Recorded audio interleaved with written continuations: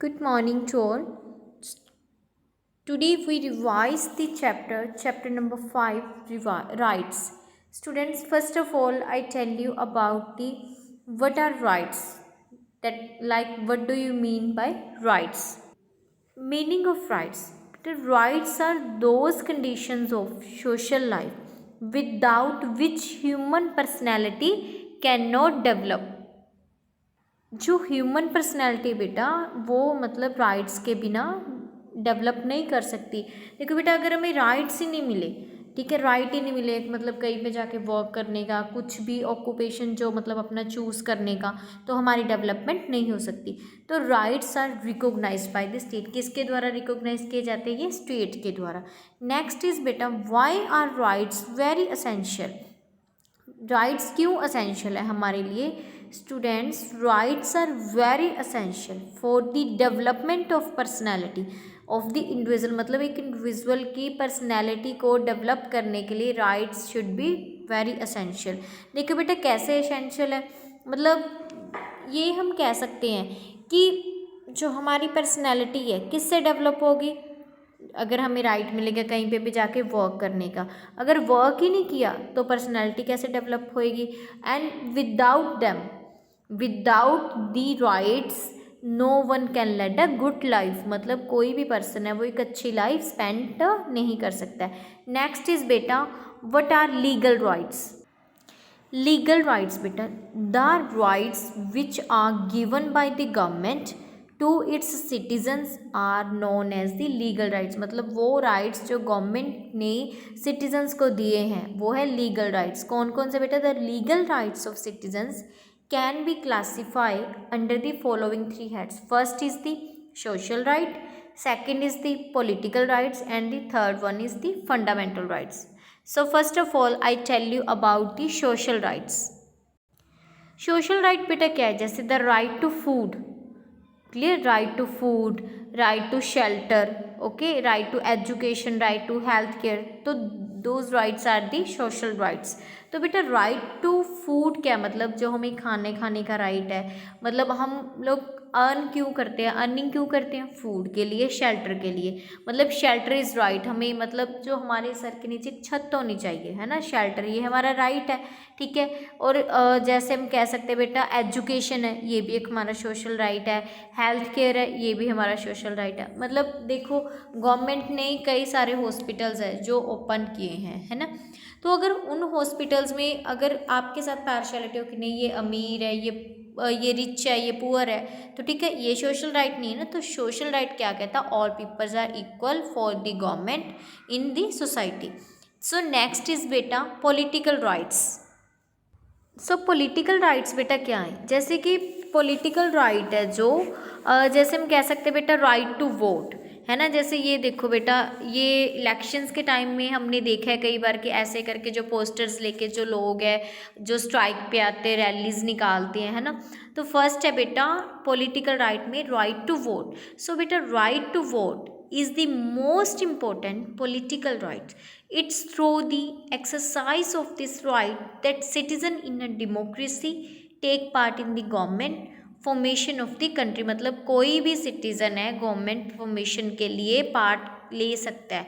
सो criminals, bankrupts जो है and aliens are not given the right to. जो criminals है बेटा, जो खुद ही क्राइम करते हैं, वो क्या किसी के लिए राइट डिसीजन लेगा? जिसने खुद ने ही रॉन्ग किया है ना।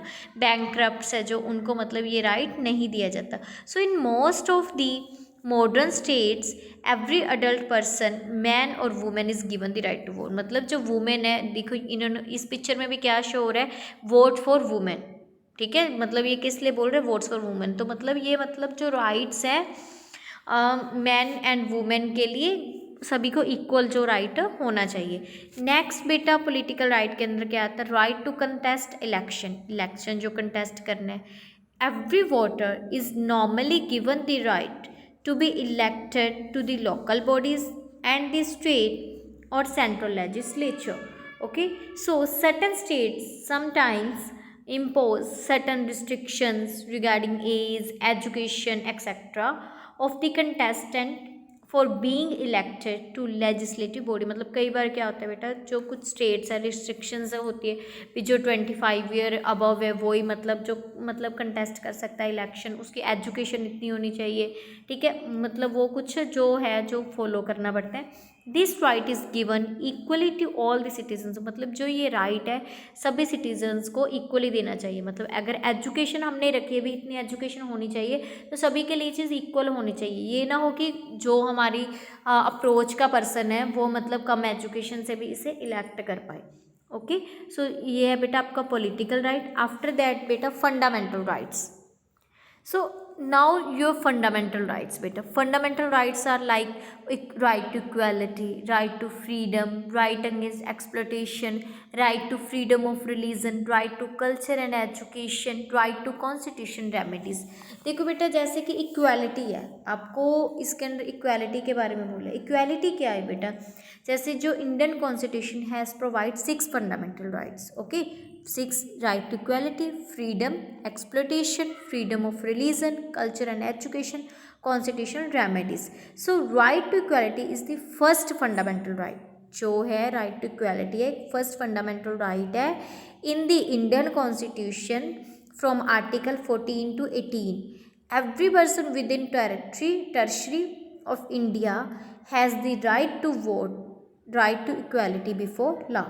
So the state shall not discriminate any person on grounds of caste, religion। मतलब किसी को भी डिस्क्रिमिनेट नहीं करना चाहिए।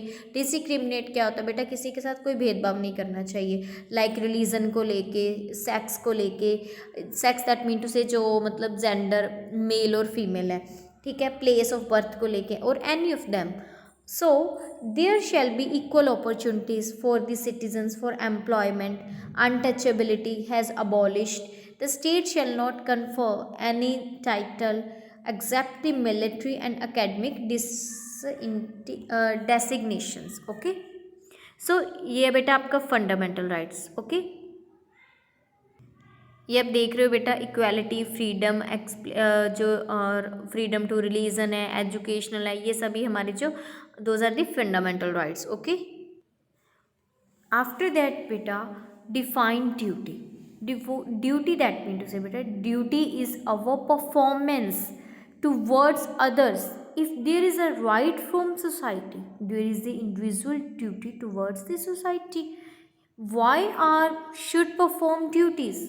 Okay, why are should perform duties? सो बेटा rules and responsibilities of a business analyst. आप देख रहे हो बेटा एक पर्सन है, उसकी ड्यूटी है कि वो सभी को वर्क करवा रहा है, सभी उसका मतलब वर्क सुन रहे हैं। उसी जैसे एक स्कूल है, स्कूल में प्रिंसिपल की क्या ड्यूटी है, टीचर्स को कैसे कैसे वर्क करवाना है, ठीक है, उसकी मीटिंग लेते हैं, है ना, उनको गाइड करते हैं। तो ये हमारी ड्यूटी है। अगर आपकी जिस ड्यूटी पे आपको लगाया गया उसे आपने फुलफिल करना है। So duties are performed so that others are able to develop their personalities, ताकि जो अदर्स है अपनी पर्सनैलिटीज़ को डेवलप कर सके। So group life is not lived in isolation. Group life बेटा, group life is not lived in isolation, it demands interdependence and this interdependence thrives only on the basis of rights and duties. So hence you will note that rights and duties are two sides of the same coin. जैसे बेटा हम कहते हैं ना एक सिक्के के दो पहलू होते हैं, वैसे ही राइट्स एंड ड्यूटीज़ भी are two sides of the same coin. जैसे एक हेड एंड चेन हम लोग देखते हैं ना, हेड है कि चेन है ना। हम लोग मतलब कई बार कुछ गेम खेलने लगते हैं तो मतलब क्या करते हैं, सिक्के को एक कॉइन को ऊपर फेंकते हैं, देखते हैं कि हेड है कि जो है ना। तो मतलब उसी तरह मतलब जो राइट्स एंड ड्यूटीज़ है, अगर हमें कुछ राइट्स मिले हैं, ठीक है, भी हमें ये वर्क करना है, तो उसी के साथ साथ बेटा हमें जो अपनी ड्यूटीज़ है वो भी फुलफ़िल करनी होगी, जो हमारी रिस्पॉन्सिबिलिटीज़ है उसे भी फुलफ़िल करना होगा। Okay, is that clear students? Okay students, thank you so much, have a good day.